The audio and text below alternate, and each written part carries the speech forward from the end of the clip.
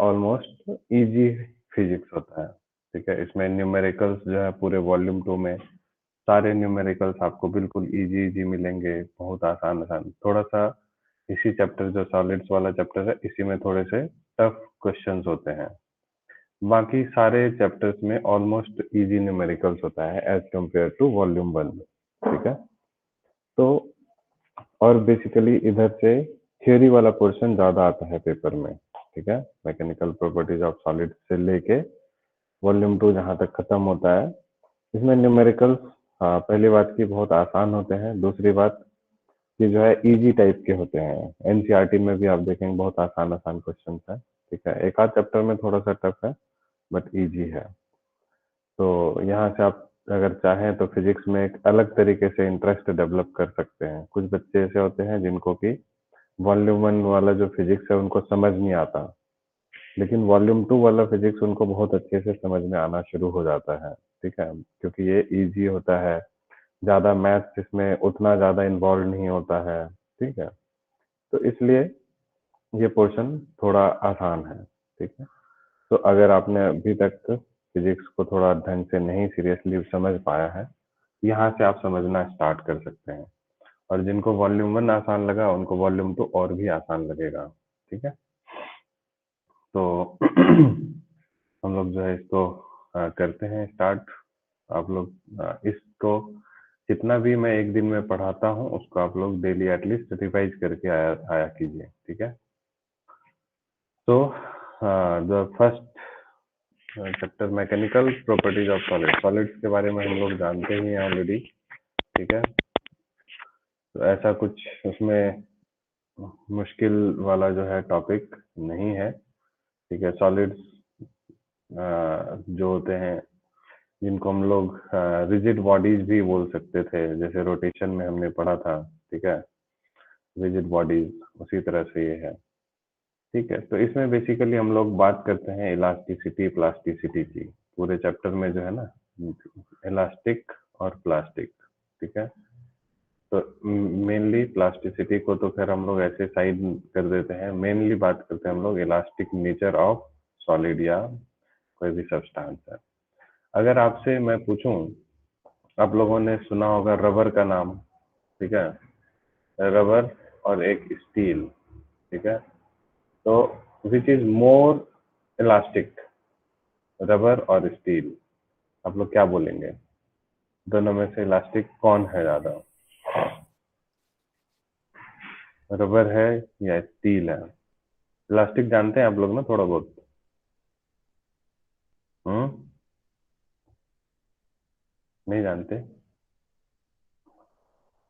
चलिए ऐसे भी थोड़ा बहुत, अरे वो देखा होगा ना आप लोगों ने कि जैसे रबर जो होता है उसको खींच देने के बाद वो अपने शेप में वापस से रिकवर कर लेता है, अपने शेप को रिकवर कर लेता है। उसी नेचर को इलास्टिक नेचर बोलते हैं। तो रबर और स्टील में कौन ज्यादा इलास्टिक होगा, आपको क्या लगता है? रबर। रबर, है ना? और किसी को कोई आइडिया? तो यश, आप बताइए, which is more elastic, rubber और स्टील? रबर। रबर, हाँ ठीक है। इस पूरे चैप्टर की सबसे, है ना, क्या बोलते हैं इसको, चौंका देने वाला क्वेश्चन यही है। आज आज तो नहीं, शायद कल हम लोग सीखेंगे, देखते हैं, आज भी हो सकता है। Steel is more elastic than rubber. ठीक है, ये हम लोगों को लगता है कि रबर ज्यादा इलास्टिक होता है बट ऐसा नहीं है। ठीक है, यही चीज फिजिक्स में हम लोग इसको फिजिक्स के लैंग्वेज में समझेंगे कि कौन इलास्टिक ज्यादा होता है। ठीक है, समझ गए? तो हाँ, बहुत ही आसान सा चैप्टर है, मैक्सिमम 2 क्लास में एक खत्म हो जाएगा। पिछले साल इसको 45 मिनट्स में एक क्लास में मैंने खत्म कर दिया था। ठीक है, उसका एक टॉपिक रह जाता है बस इसमें। तो हाँ, ये चैप्टर थोड़ा बोर्ड पे पढ़ाने में ज़्यादा आसानी पड़ती है। ठीक है, इसमें भी हम लोग कोशिश करते हैं इसको समझाने का। कुछ पूछे थे क्या? क्या हुआ? फिर आप मेरे से कुछ पूछे थे क्या? नहीं, क्या हुआ, कोई बात? नो अरे लैग मार दिया था तो मेरे को लगा मैं पूछे। क्या मार दिया? पीसी लैग हो गया था, इसलिए अभी फोन से ज्वाइन करा। अच्छा, नहीं नहीं, तुमसे नहीं पूछा था, बाकी सबसे पूछ रहा था। चलिए कोई बात नहीं, अभी तक हमने कुछ स्टार्ट नहीं किया है, इसलिए डोंट वरी। तो हम लोग स्टार्ट कर रहे हैं, ठीक है। कुछ डेफिनेशन से, the property of a body by virtue of it tends to regain its original shape and size when applied force is removed is known as elasticity। ठीक है, मतलब ये डेफिनेशन आपसे पेपर में पूछा जाता है, ठीक है। प्लीज आप लोगों से रिक्वेस्ट है, जब भी कभी भी किसी पेपर में, स्पेशली जब तक आप मेरे से पढ़ रहे हैं 11th और 12th, आपको definition only from NCERT learn करना है, नॉट फ्रॉम अदर बुक्स, ठीक है। क्योंकि बोर्ड में भी आपको गलत माना जाएगा वो दूसरे डेफिनेशन को, और मैं तो गलत मानता ही हूँ, ठीक है। Only from NCERT all definition. So the property of a body by virtue of which it tends to regain its original shape and size, ठीक है, when applied force is removed is known as elasticity। ठीक है, जैसे rubber है, rubber को आप क्या करते हैं, ठीक है, उसको, उसके ऊपर फोर्स लगा रहे हैं, फोर्स लगाने के बाद आप उसको रिमूव कर देते हैं, तो when applied force is removed then the body tends to regain its original size and shape। ठीक है, सेम वे स्प्रिंग भी है, स्प्रिंग में भी यही बातें होती है, और इस नेचर को, इस प्रॉपर्टी को बोला जाता है इलास्टिसिटी। ठीक है, and the deformation caused is known as elastic deformation. Deformation means कि उसका जो फॉर्मेशन था, मीन्स जो शेप था, उसको हमने डिफॉर्म कर दिया, ठीक है। और उस तरह के जो डिफॉर्मेशन होते हैं उसको हम लोग इलास्टिक डिफॉर्मेशन बोलते हैं, ठीक है। लेकिन आप क्या बोलते हैं, पुट्टी देखे होंगे जो घरों में दीवार पे जो किया जाता है, या मड देखे होंगे, कीचड़, ठीक है।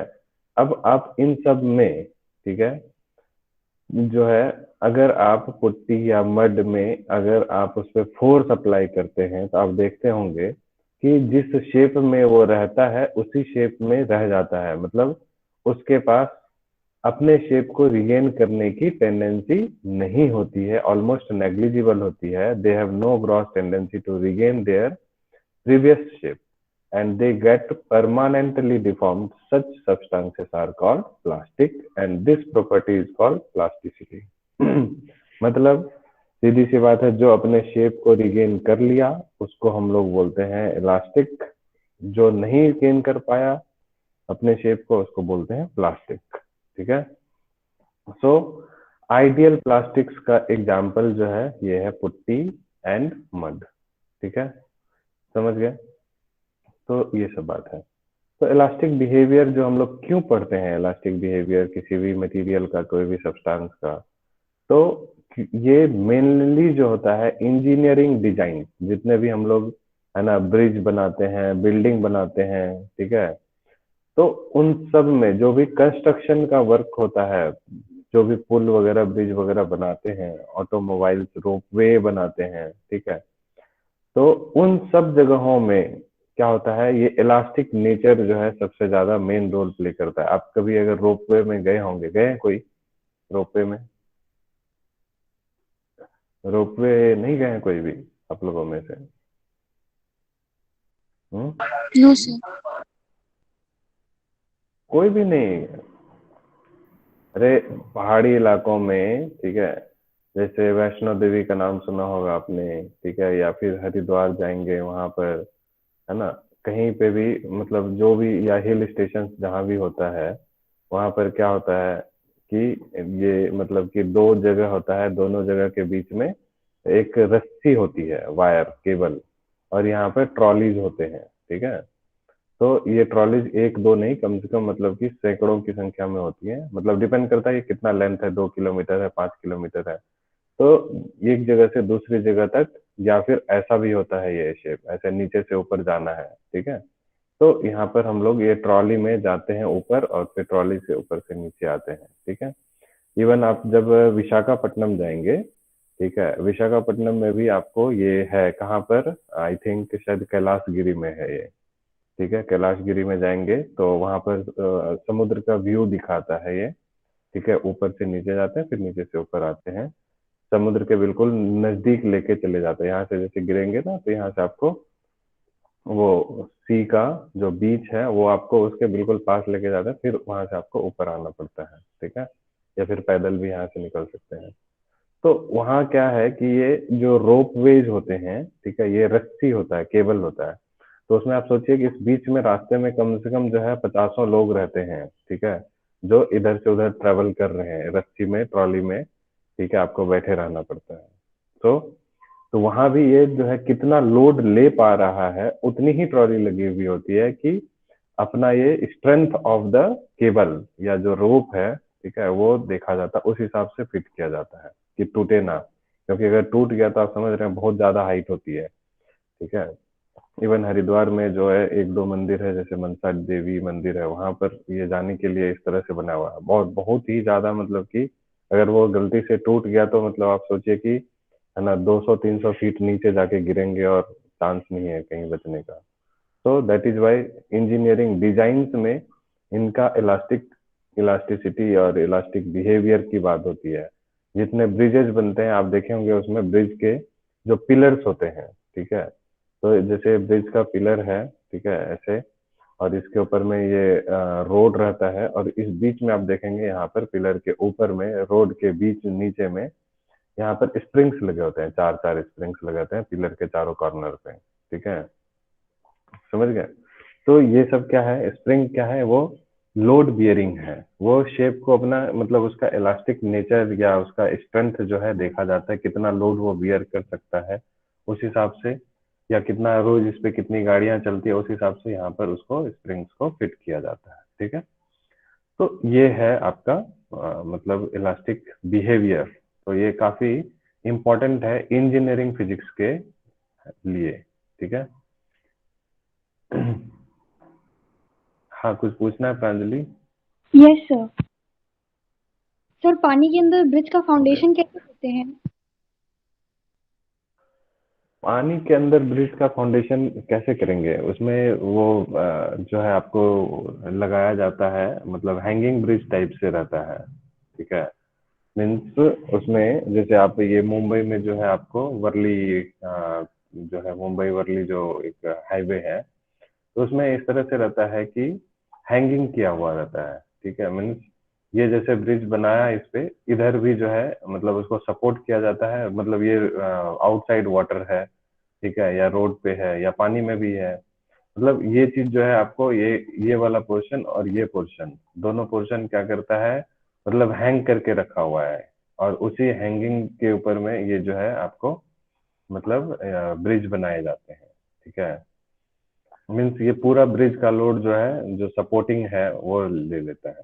ठीक है, या फिर उसमें क्या किया जाता है, जो जैसे अगर मान लीजिए कि छोटी है हाइट, कम हाइट वाली, उसके मतलब डेप्थ कम है, तो उसको नीचे ग्राउंड से लेके जो है ना पूरा उसमें बहुत ज्यादा सीमेंटिंग मटेरियल डाल दिया जाता है। उसका जो सी बेड होगा, सी बेड पे पूरा सीमेंटिंग मटेरियल देके बड़े बड़े पिलर्स बनाए जाते हैं, जो कब मतलब उसकी स्ट्रेंथ इतनी होती है कि कभी भी आपको अगर बहुत ज्यादा हाई प्रेशर भी वाटर पड़े तो ये टूटे ना। ठीक है, तो उस पे जो है ये ब्रिजेस बनते हैं इसी तरह से। ठीक है, तो जो सीज या रिवर्स है उन पे इसी तरह से बनते हैं। तो दो तरीके हैं, या तो हम लोग जैसे हावड़ा ब्रिज आप लोगों ने देखा होगा, ठीक है, कैंटिलीवर सिस्टम है उसमें। ठीक है, देखा कभी उसमें आप लोग गूगल पे सर्च करके देखिएगा। हावड़ा का जो ब्रिज है ना वो हैंगिंग है, मतलब दोनों साइड जो है बांधा हुआ है, उसको हैंग करके रखा हुआ है सपोर्ट करके, और इसको यहाँ से ऐसे कनेक्ट करके रखा हुआ ऊपर से, है ना, पूरा का पूरा पुल मतलब लटका हुआ है हवा में। ठीक है, नीचे से कोई सपोर्ट नहीं है उसको। ठीक है, तो ऐसा भी कर सकते हैं। तो हावड़ा जो है हुगली नदी पे शायद ये ब्रिज बना हुआ है, उसका भी यही सिस्टम है। ठीक है, यस सर। तो जितने भी ये सब जो इंजीनियरिंग डिजाइन्स हैं, तो उन सब में ये जो है चैप्टर उसके लिए बहुत ही ज्यादा एप्लीकेबल। जब आप ये क्या बोलते हैं ऑटोमोबाइल सेक्टर में जाएंगे या सिविल इंजीनियरिंग जब ब्रांच में जाएंगे तो इसको बहुत ही डिटेल में जाके पढ़ना पड़ता है।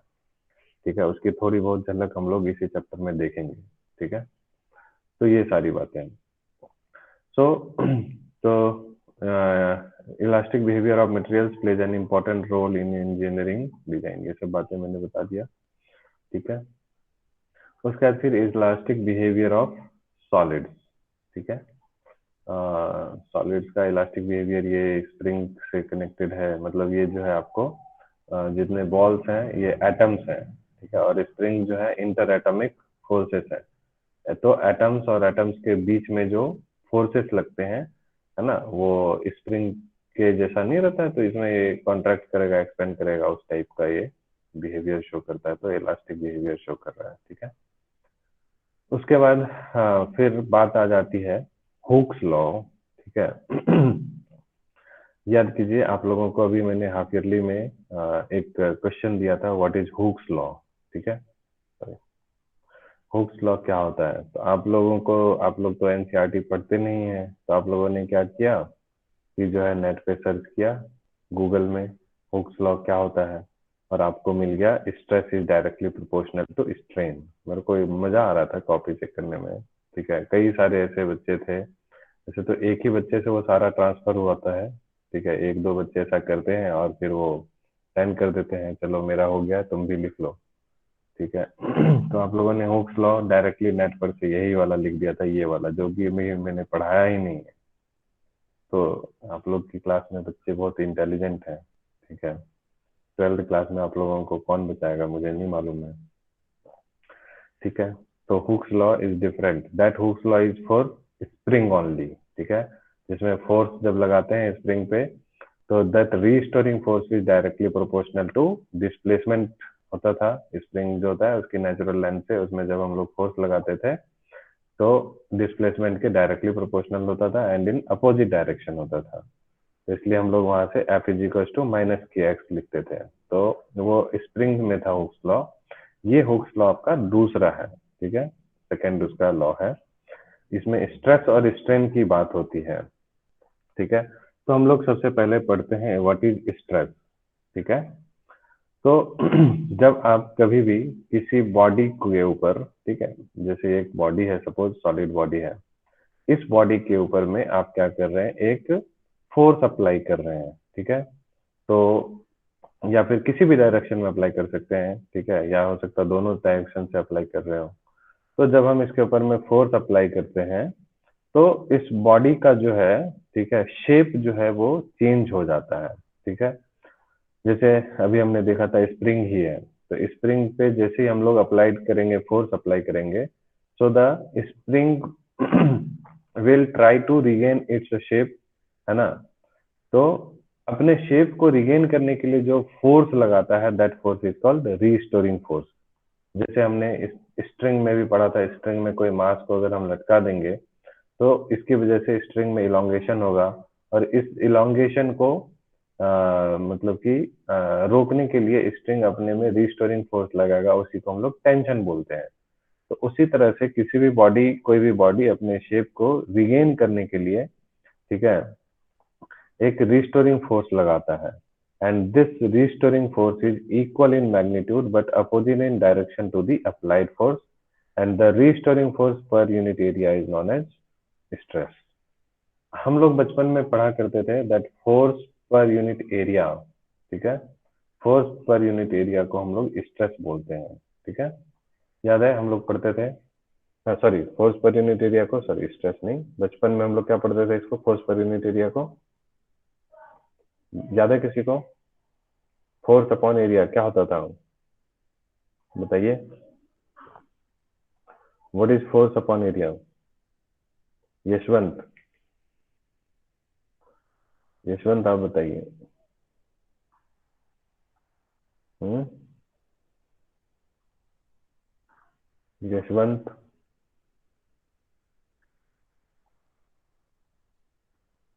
कहाँ है यार, what is this, Yashwant,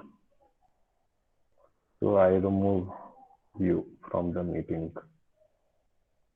and I maintain। आज मैं आप लोगों को जो है थोड़ा बताता हूँ, बहुत बच्चे बदमाश हो गए हैं।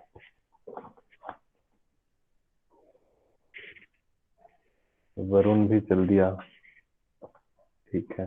तमन्ना, तमन्ना,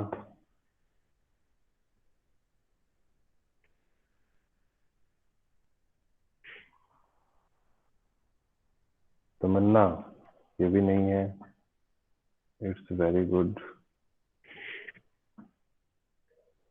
इसको भी रिमूव कर देते हैं। इन लोगों को पढ़ना तो है नहीं, इन लोगों को आज बताते हैं थोड़ा हम। और कौन है? साक्षी, साक्षी, यस सर। क्या होता है फोर्स अपॉन एरिया, क्या होता है बताइए।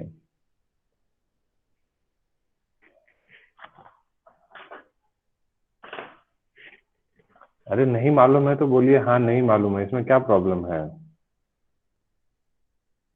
नहीं पता सर। ठीक है, ठीक, नहीं पता सर। ठीक है, ठीक है। अखिलेश्वर, सर अखिलेश्वर, नहीं पता। ठीक है। चलिए, ठीक है, ठीक है। फोर्स अपॉन एरिया को हम लोग प्रेशर बोलते थे। आप लोग अगर भूल गए हो तो आपको याद आना चाहिए ये सब। अगर आप साइंस पढ़ रहे हैं तो ये सब चीज आप लोगों को मालूम होना चाहिए, ठीक है।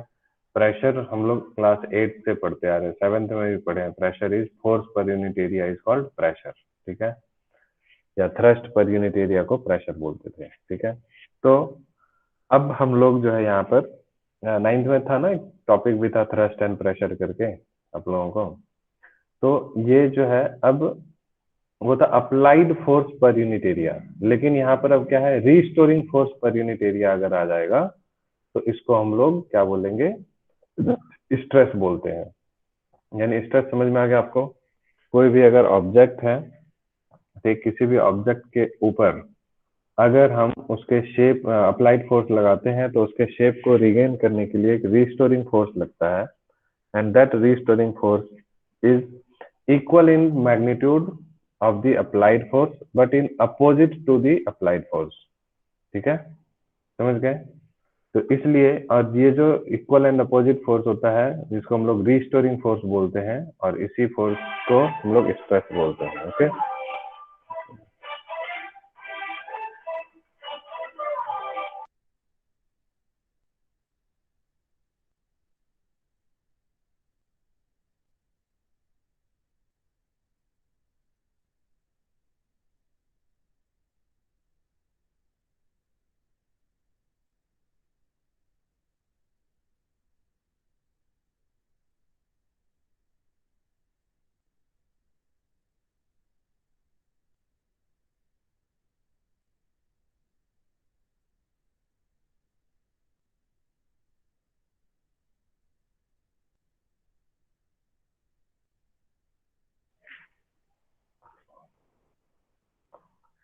ठीक है। हाँ, तो अभी कहाँ थे हम लोग? स्ट्रेस और स्ट्रेन में बातचीत कर रहे थे ना। तो स्ट्रेस समझ में आ गया कि क्या होता है? सबको आया समझ में या कोई दिक्कत है? आगे सर। तो magnitude of stress is force upon area, ठीक है। तो अब स्ट्रेस की एसआई यूनिट क्या हो जाएगी? ठीक है, बोलिए, what is the SI unit of stress? Force की यूनिट क्या होती है? देखिए पूरा चैप्टर बहुत ही आसान है, बस ये जो दो वर्ड आपको समझ में आ जाना चाहिए सिर्फ। स्ट्रेस क्या होता है और स्ट्रेन क्या होता है, ये समझ में आ गया तो पूरा चैप्टर बिल्कुल आसानी से समझ में आ जाएगा। कुछ नहीं है पूरे चैप्टर में, ठीक है, बहुत ही आसान। तो स्ट्रेस की यूनिट बोलिए, सिंपल है। फोर्स का यूनिट क्या होता है? सब न्यूटन मीटर स्क्वायर। न्यूटन। और एरिया का unit? Area length metre into breadth, metre square. तो metre Newton square. Newton metre square नहीं, न्यूटन पर मीटर स्क्वायर बोलेंगे इसको, ठीक है। और इसी को बोलते हैं पास्कल, याद कीजिए अगर आपको याद होगा, ठीक है। अब पास्कल जो है फोर्स, सॉरी, प्रेशर का यूनिट होता था, और यहाँ अब स्ट्रेस का यूनिट हो गया है, ठीक है। अब देखिए पास्कल मैं लिख रहा हूँ, आप लोग बोलिए ये सही लिखा हूँ कि गलत लिखा हूँ? ऐसा यूनिट ऑफ प्रेशर या स्ट्रेस सही है या गलत है? सही है। गलत है। गलत है, ठीक है, आप लोग को मैं कितनी बार बता चुका हूँ, स्मॉल पी आता है। स्मॉल पी आएगा हमेशा, ठीक है, ये ध्यान में रखना है। कितनी बार बता दिया हूँ मैं, ये देखिए पास्कल, और जब डिनोट करेंगे तो कैपिटल पी से, ठीक है, पी और स्मॉल ए। और इसका डायमेंशन फार्मूला आप लोग निकाल लेंगे, फोर्स का डायमेंशन अपॉन में एरिया का डायमेंशन पुट कर देंगे, तो ये आ जाएगा ml-1 t-2 जो प्रेशर का होता था, ठीक है, समझ गए। अब ये बात आती है कि किसी भी, है ना, सॉलिड को हम कितने तरह से उसका, इसके ऊपर में हम लोग उसका डायमेंशन चेंज कर सकते हैं, यानी कितने तरीके से उसका हम लोग उसके ऊपर मतलब शेप चेंज कर सकते हैं, ठीक है। तो 3 तरीके होते हैं, ठीक है, ये 3 तरीके हम लोगों को पढ़ना है। ये जैसे ये सॉलिड बॉडी है, ठीक है, या तो हम इसको क्या कर सकते हैं, इस तरह से फोर्स लगा सकते हैं, तो इसमें क्या होगा, जैसे ये बॉडी था, ठीक है, इस बॉडी को हमने क्या किया, इस तरह से खींच दिया दोनों साइड से, तो कैसा हो गया, इलोंगेट हो गया, है ना, ये इस तरह से अपना इसका लेंथ बढ़ गया। दूसरा तरीका ये हो सकता है कि ये देखिए एक बॉडी है, इसमें हम लोग क्या कर रहे हैं, एक फोर्स यहाँ पे लगा रहे हैं और एक फोर्स यहाँ पे लगा रहे हैं, एकदम टेंजेंशियल फोर्स, है ना, ये क्या था, परपेंडिकुलर पे फोर्स लगा रहे हैं, और यहाँ पर क्या कर रहे हैं हम लोग, अलोंग दी टेंजेंट फोर्स लगा रहे हैं दोनों एंड पे, तो इसमें क्या होगा, इस तरह का शेप ले लेगा। नहीं समझे बात को, ठीक है। इसको हम लोग ऐसे भी समझ सकते हैं, ये दोनों सेम के लिए है, जैसे एक बुक है, मोटी सी बुक ले लीजिए और उसके ऊपर में आप हाथ रख के और थोड़ा ऐसे सरकाइए हाथ को, ठीक है, तो बुक जो है थोड़ा सा, यानी कि आप क्या कर रहे हैं, मतलब अलोंग दी टेंजेंट फोर्स लगा रहे हैं, तो टेंजेंशियल फोर्स लगाएंगे, तो ये जो बुक था अभी बिल्कुल सीधी थी बुक, ठीक है, ऐसे थी, उसकी शेप कैसे हो गई, थोड़ी सी ऐसे हो गई, हुई ना, चेंज हो जाती है कि नहीं बुक, नहीं देखे हो कभी होती भी। है। हाँ, तो 2 तरीका ये हो गया। तीसरा तरीका ये हो गया कि कोई भी चीज अगर मान लीजिए ऐसा है, उसके ऊपर में हम चारों तरफ से फोर्स लगा रहे हैं, चारों तरफ से फोर्स लगा रहे हैं, तो वो क्या हो जाएगा, अपना शेप को छोटा कर लेगा, कॉम्प्रेस होके ऐसा हो जाएगा, ठीक है। तो यानी कि 3 तरीके का फोर्स होता है, इसलिए 3 तरीके का स्ट्रेस होगा, ठीक है, सर फोर्थ समझ कंडीशन गए। में नेट फोर्स 0 होगा ना? क्या क्या क्या बोल रहा फोर्थ हूँ, कंडीशन में, फोर्थ जो कंडीशन है, और पे अलग आपकी, अलग फोर्स है। हाँ, सब में नेट फोर्स 0, आपकी आवाज क्लियर नहीं आ रही है, बट मैं समझ गया आप क्या पूछ रहे हैं। अब ये देखिए ना, इक्वल एंड अपोजिट फोर्स लग रहा है, ठीक है, तो इसमें भी नेट फोर्स 0 होगा, ठीक है।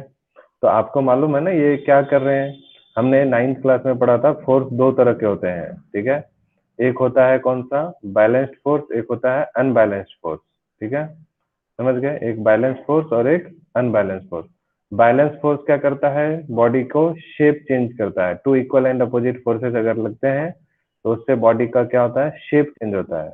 और जो अनबैलेंस्ड फोर्स है वो क्या करता है, बॉडी में एक्सटर्नल फोर्स लगता है, जिसकी वजह से मोशन में लाता है, यानी कि बॉडी को मोशन में आने के लिए एक्सटर्नल अनबैलेंस्ड फोर्स की जरूरत होती है, और शेप चेंज करने के लिए बैलेंस्ड फोर्स की जरूरत होती है, ठीक है, समझ गए।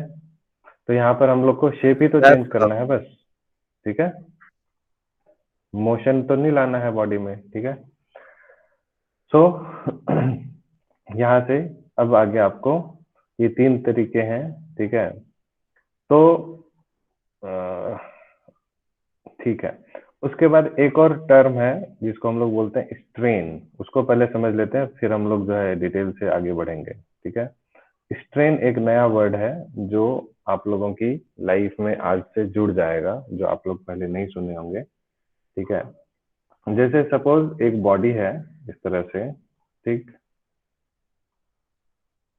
ये है, ठीक, अभी आपने क्या किया, इसको दोनों साइड से फोर्स लगा दिया, ठीक है, तो इस बॉडी में बेचारे बॉडी का जो है फोर्स जब हम दोनों साइड से लगा रहे हैं, इसको खींच रहे हैं, तो अब देखिए ये हो गया इसका शेप, क्या हुआ एक्चुअली में, बताइए क्या हुआ एक्चुअली में, एलोंगेट हो गया। इलोंगेट हो गया। तो अभी इसका जो लेंथ था वो था कितना, एल, और अब इसका लेंथ हो गया एल प्लस डेल्टा एल, ठीक है, एल प्लस डेल्टा एल, अब इसकी लेंथ हो गई, ठीक है। तो यानी कि इलोंगेशन कितना हुआ इसका, इस बॉडी में, लेंथ में कितनी इंक्रीज हुई, कितना इंक्रीमेंट हुआ, कितना इंक्रीमेंट हुआ इसके लेंथ में? Delta L. डेल्टा एल, ठीक है। तो जो ये डेल्टा एल इलोंगेशन, क्योंकि पहले एल था, अब एल प्लस डेल्टा एल हो गया, तो डेल्टा एल ही तो बढ़ा ना इसकी लेंथ में। तो ये जो delta L change in length, यानी कि जो elongation divided by original length का जो रेशियो होता है, उसको हम लोग स्ट्रेन बोलते हैं। आई बात समझ में?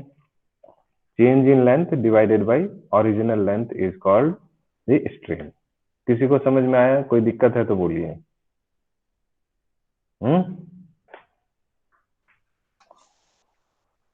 प्लीज अरे रिपीट बोलिए इट। ना, हाँ नहीं सर एक समझ बार आ और रहा है या समझाइए। एक बार और समझ आ रहे हैं? ठीक है, देखिए मैंने बोला कोई एक बॉडी है, ये जैसे वायर है, इस वायर को हम लोग क्या कर रहे हैं, ये वायर है, ठीक है, इसकी लेंथ अभी एल है, ठीक। हम इसको अब क्या कर रहे हैं, इस तरह से फोर्स लगा रहे हैं, इस वायर को हम इस तरह से फोर्स लगा रहे हैं दोनों एंड से। तो अब ये जो वायर है, ठीक है, अब इसकी लेंथ जो है अब क्या हुई, कम हुई या ज्यादा हुई? कम हुई। कम हुई या ज्यादा हुई? कम हुई। कम हुई।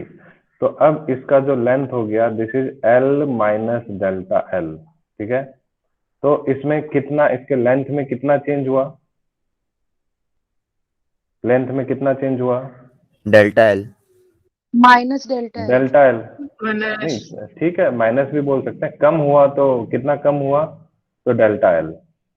तो डेल्टा यही change in length, change in length divided by original length को ही हम लोग स्ट्रेस बोलते हैं, सॉरी स्ट्रेन बोलते हैं। अभी भी समझ में आया या नहीं आया? हम्म चाहे तो आगे। उसकी लेंथ को बढ़ा दें, चाहे लेंथ को घटा दें, ठीक है। तो एक्चुअली में मैं अभी लेंथ की बात कर रहा हूँ, बट ये क्या होता है, ये अलोंग दी लेंथ भी हो सकता है, अलोंग दी ब्रेथ भी हो सकता है, अलोंग दी हाइट भी हो सकता है।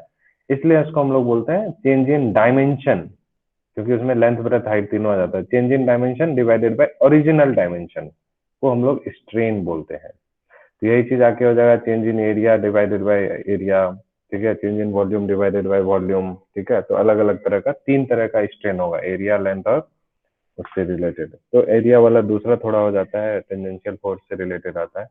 तो जिस तरह से स्ट्रेस तीन तरह का था, उसी तरह से स्ट्रेन भी तीन तरह का होगा, ठीक है। इतना समझ में आ रहा है सबको?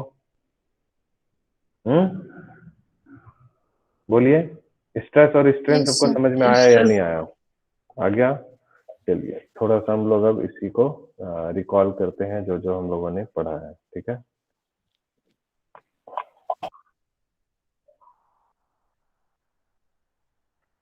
So a solid has definite shape and size. In order to change the shape or size of our body, the force is required. ठीक है, अगर किसी भी सर न्यूटन बॉडी, मीटर का कोई वो है यूनिट? न्यूटन मीटर का यूनिट? नो सर, स्ट्रेन का कोई यूनिट है क्या? अच्छा, सॉरी मैं बताना भूल गया, अभी बता देता हूँ। डेल्टा एल ऊपर में क्या हुआ, चेंज इन लेंथ है, तो डेल्टा एल तो उसका यूनिट क्या होगा, लेंथ होगा, यानी मीटर होगा। और डिवाइडेड बाय ओरिजिनल लेंथ है, तो उसका भी यूनिट क्या होगा, मीटर होगा। तो मीटर अपॉन मीटर क्या हो गया, कैंसिल आउट हो गया। लिख के बताऊं कि समझ सर गए? आ रहा है समझ आ रहा है। आ गया ना, ऊपर और नीचे दोनों लेंथ लेंथ है, तो दोनों कट जाएगा। तो स्ट्रेन का कोई यूनिट नहीं होता, और इसलिए इसका कोई डायमेंशन नहीं होता। जैसे साइन थीटा ट्रिग्नोमेट्रिक रेशियोज है ना, साइन थीटा सबका जो है, साइन कॉस टेन, इन सब का यूनिट डायमेंशन नहीं होता, उसी तरह से इसका भी कोई यूनिट और डायमेंशन नहीं होता है।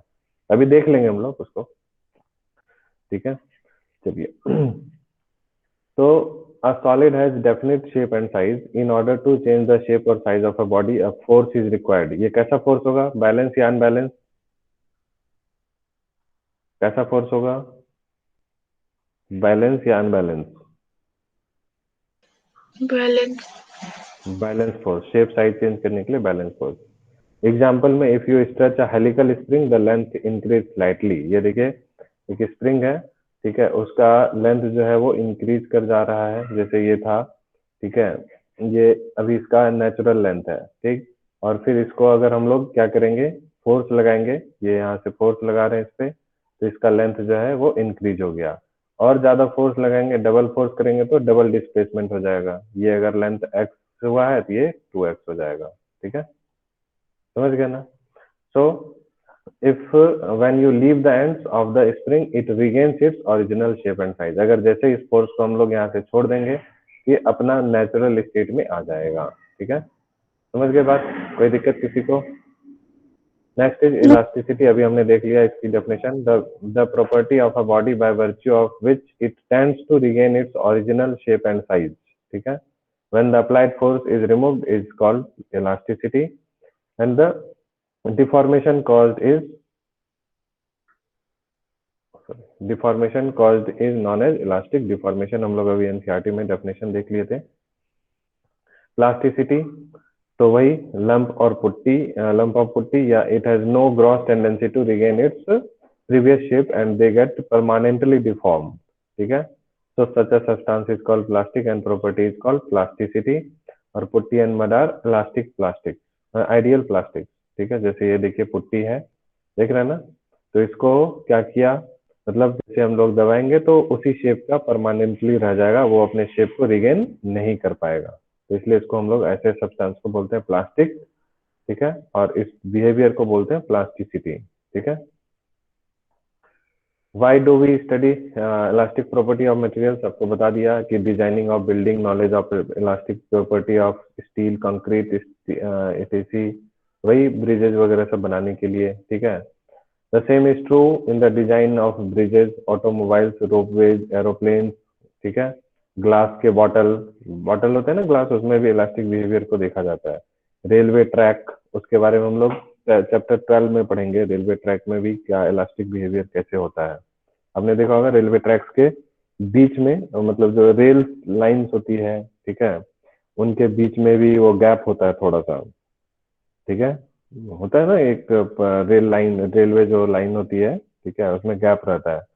वो गैप क्यों होता है उसके बारे में हम लोग चैप्टर 12 में पढ़ेंगे। ठीक है, तो ये सब जो है इसके प्लास्टिसिटी में आता है। तो इलास्टिक बिहेवियर ऑफ सॉलिड, ठीक है, एटम्स और मॉलिक्यूल्स जो होते हैं bonded together by interatomic and intermolecular forces to stay in equilibrium position.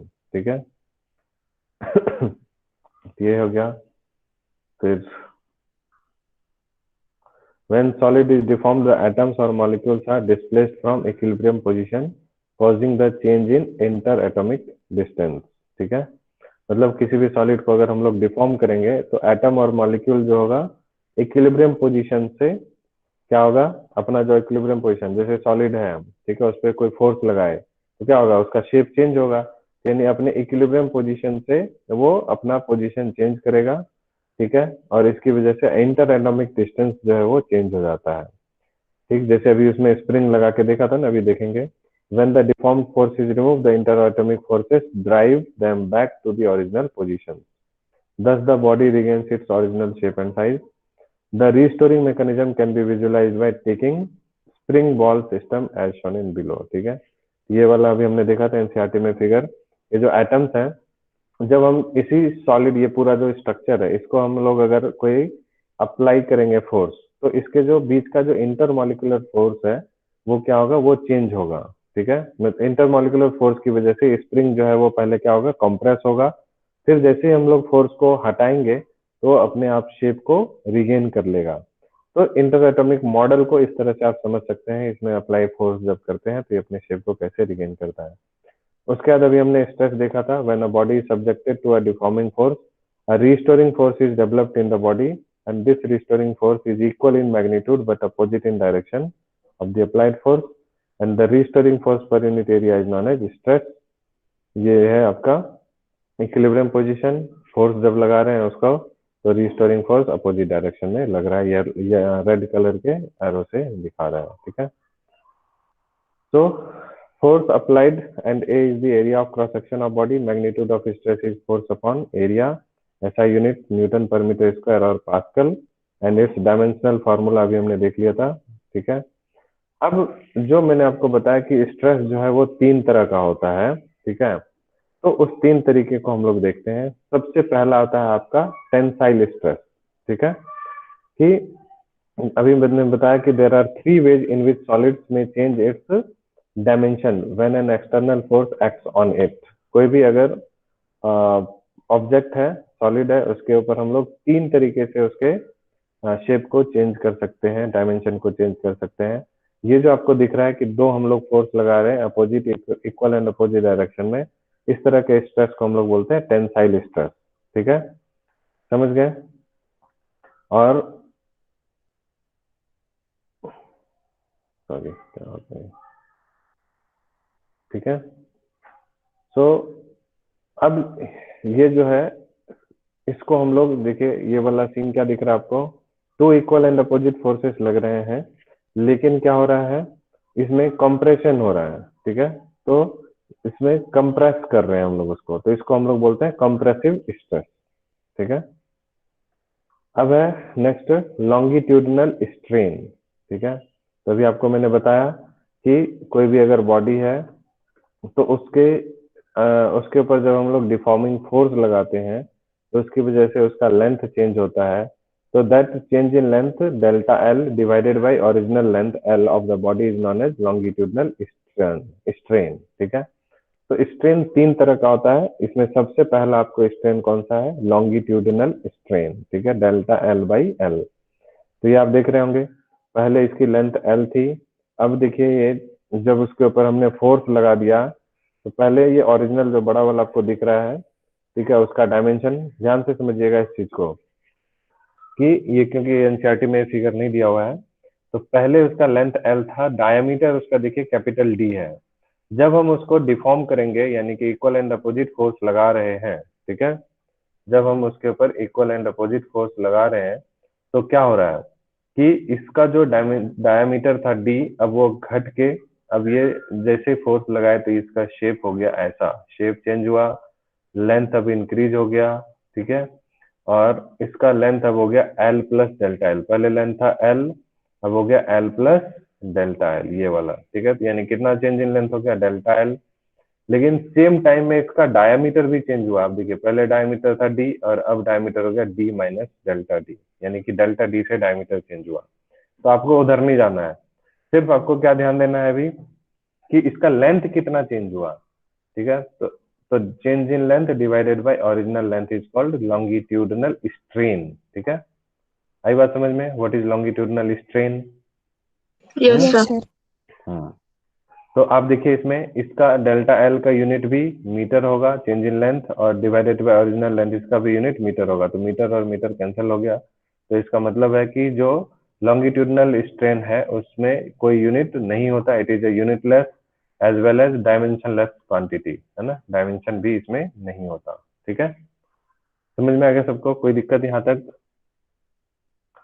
ठीक है, अब देखिए दूसरे तरह का स्ट्रेन होता है जिसको हम लोग बोलते हैं स्ट्रेस होता है शियरिंग स्ट्रेस। पहले हम लोग कौन सा पढ़े थे, देखिए उसमें क्या है कि एक्चुअली एनसीईआरटी में या कहीं भी उसको लिखा नहीं है कि स्ट्रेस में जो 2 तरह का देखे ना, कॉम्प्रेसिव स्ट्रेस और टेंसाइल स्ट्रेस, ये दोनों एक के अंदर में आता है, जिसको हम लोग बोलते हैं, है ना, लॉन्गिट्यूडनल स्ट्रेस। ठीक है, तो लॉन्गिट्यूडनल स्ट्रेस 2 तरह का होगा, उसमें टेंसाइल और कॉम्प्रेसिव। ठीक है, समझ गए?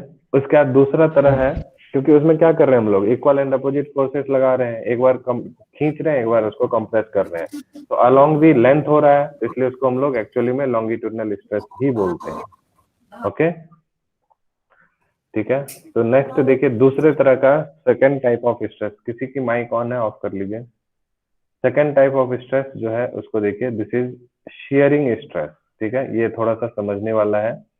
अगर हम लोग यहाँ पर 2 equal and opposite deforming forces apply कर रहे हैं किसी भी बॉडी पे, तो क्रॉस सेक्शनल एरिया पे, ठीक है, there is a relative displacement between the opposite forces of this cylinder. ठीक है, जैसे अभी एक सिलेंडर ऐसे था, एक फोर्स हम यहाँ से ऐसे लगा रहे हैं और एक फोर्स यहाँ से ऐसे लगा रहे हैं, तो what do you observe here कि ये अपना जो इसका ओरिजिनल पोजीशन था, ये यहाँ से ये वाला ऊपर वाला एंड जो है कुछ डिस्टेंस से खिसक गया है। ठीक है, तो ये जो डिस्टेंस कितना खिसक गया है, डेल्टा एक्स।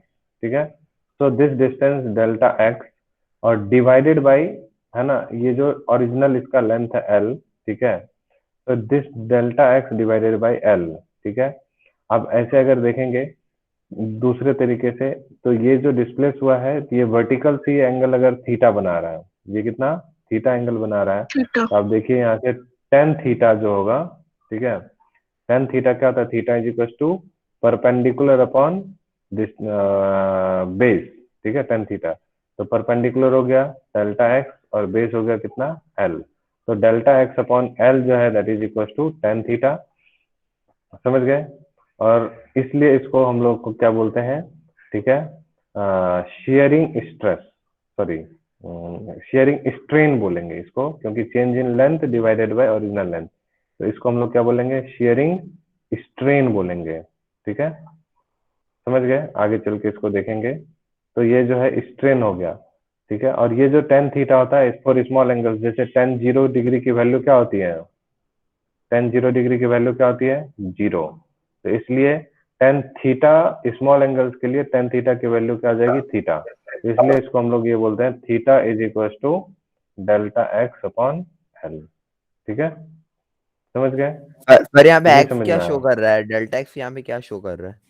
ये डेल्टा एक्स इसका, जैसे अभी ये देखिए ये इसका ओरिजिनल ये था पोजीशन, तो जब हम इसके ऊपर में डिफॉर्मिंग फोर्स लगाए तो इसका पोजीशन अब कैसा हो गया, ऐसे हो गया, यानी एक्चुअल में ये अपने पोजीशन से डेल्टा एक्स जो है वो पोजीशन इसकी चेंज हो गई, शेप इसका चेंज हो गया, तो ये वाला पोर्शन यहाँ से यहाँ तक शिफ्ट हो गया, तो डेल्टा एक्स, ठीक है, क्योंकि हम लोग यहाँ पर पैरेलल फोर्सेस लगा रहे हैं, लॉन्गिट्यूडनल नहीं लगा रहे हैं, ऐसे नहीं लगा रहे हैं, ठीक है, तो ये अलोंग दी टेंजेंट लगा रहे हैं, तो इसलिए इसका दूसरा नाम होता है, ठीक है, तो ऐसा जो फोर्स है ना, इस तरह का जो पैरेलल फोर्स, टेंजेंशियल फोर्स और पर यूनिट एरिया पे जो फोर्स लगेगा उसको हम लोग शेयरिंग स्ट्रेस बोलेंगे, ये भी आएगा, ये देखिए, ठीक है, the restoring force per unit area developed due to the applied tangential force is known as shearing stress, ठीक है, समझ गए।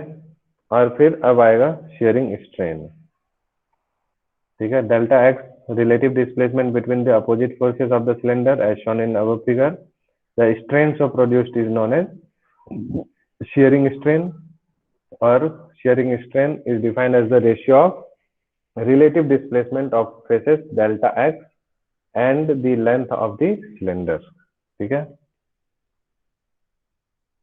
अब समझ में आया या नहीं आया आर्यन, आ गया सर। जैसे ये अभी एक्चुअल में सिलेंडर था, ठीक है, सॉरी ये यूनिफॉर्म बना देते हैं, अब इसमें क्या हुआ, जब हमने इस पे टेंजेंशियल फोर्स लगाया, ठीक, टाइम कितना हो गया है देखना एक बार, टाइम बचा है 9:50। कि खत्म, 50 हो गया, ठीक है, इसको भी खत्म करते हैं बस, तो ये फोर्स और ये फोर्स, ठीक है, पैरेलल में लगा रहे हैं, तो इसकी वजह से ये जो है अपने एक्चुअल पोजीशन से सिलेंडर कितना लेंथ इसमें डिस्प्लेस हुआ, तो इसी लेंथ को हम लोग बोलते हैं, कहा गया, रिलेटिव डिस्प्लेसमेंट, ठीक है, ऑफ दी फेसेस, तो इसके जो फेसेस के बीच में रिलेटिव डिस्प्लेसमेंट, ये फेस और ये फेस के बीच में रिलेटिव डिस्प्लेसमेंट कितना हो गया, that is delta x, so that relative displacement divided by length of original length of cylinder is known as shearing strain, ठीक है, delta X upon L, that is equal to, आप देखेंगे geometrically this is equal to tan theta, and for small angles tan theta is almost equal to theta, ठीक है, so shearing strain is equal to theta upon delta X upon L, ठीक है, तो theta is equal to delta X upon L, ठीक है, तो आज हम लोग इतना ही रहने देते हैं, नेक्स्ट क्लास में इस चैप्टर को थोड़ा हम लोग जो है और आगे बढ़ाएंगे, कोशिश करते हैं कि इसको खत्म कर दें, ठीक है, कल वाली क्लास में, शायद नहीं भी हो सकता है, थोड़ा बहुत रहेगा तो उसको हम लोग देखेंगे बाद में, ठीक है, तो आप लोग जा सकते हैं।